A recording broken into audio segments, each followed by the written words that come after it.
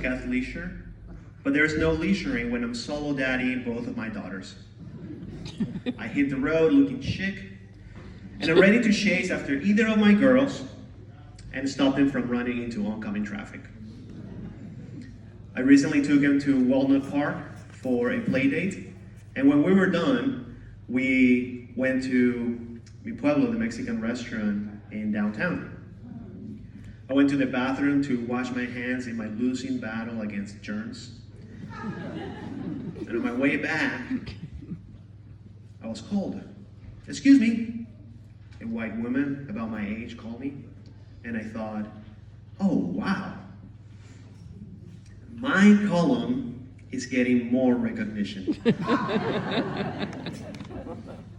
It doesn't happen often, but it happens.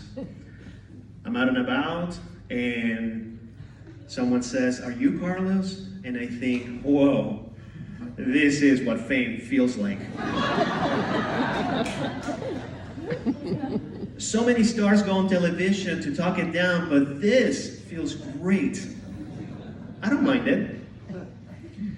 Between my story slams, newsletters, and social media accounts with tens of followers, I'm recognized around town at least once a month. This woman is now calling me to tell me how she loves my column published in the Argus Courier, the local newspaper. I start walking towards her. I'm putting up an act of being confused, but in my mind I'm practicing. It is nice to meet a fan. It is nice to meet a fan. It is nice to meet a fan. Where should I put the emphasis? It is nice to meet a fan. Presumptuous. It's nice to meet a fan. Stuffy. It's nice to meet a fan. Creepy, killing vibes.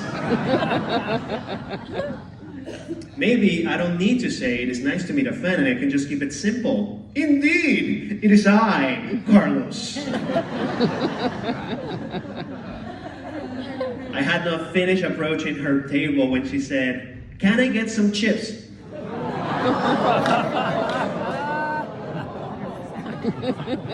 You got there fast. I was confused. I quickly scanned my mental database of published jokes, looking for a punchline that I had used. "Can I get some chips?" She repeated slower this time, as if I didn't understand English. It finally dawned on me that despite my cool, expensive, from the waist down, athlete parenting apparel, she thought that I work at this Mexican restaurant. I hid my disappointment for not being recognized for a local, famous columnist, and I said, "I'm sorry, I don't work here." I turned around to leave, and she said, "You just have that vibe." And then she shimmied her shoulders.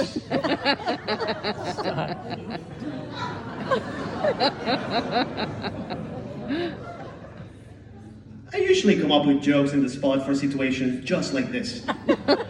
But the chip request and the shimmying of the shoulders left me stumped, and I couldn't think of anything. It is not that she couldn't shimmy. It was the unflappable coolness with which she chose to ask any brown person walking by for tortilla chips. And then completely ignore the social rule that states, when you're in a hall, fucking stop digging.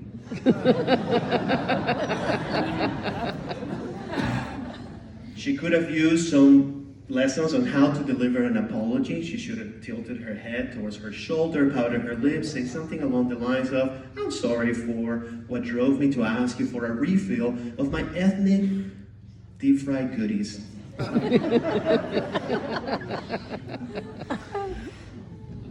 I get it, it's almost impossible to feel embarrassment when you shimmy your shoulders. Come on, try it with me.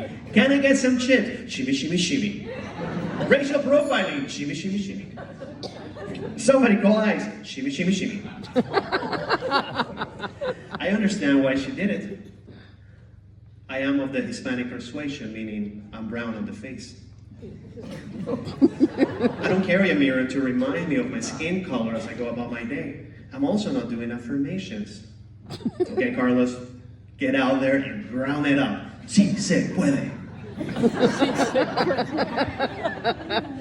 My mind is consumed with the same thoughts you have. Why is the electric bill so batshit crazy? Am I a shitty son, spouse, or parent? Should I challenge my dairy-free constitution with a dollop of sour cream on this burrito ball?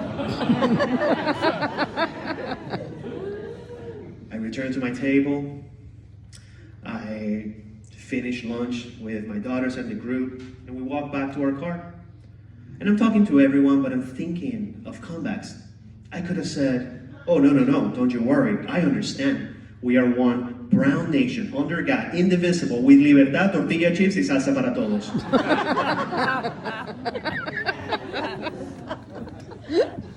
Or I wish I would have said, that vibe? You mean this vibe? And then I would have planted my left foot and then stopped my right while slapping my thigh and just, belting the Mexican hat dance.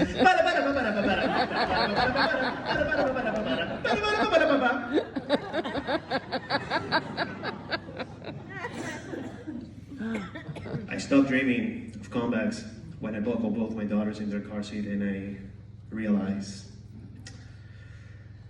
it has been almost 2 months since I've been recognized for my columns,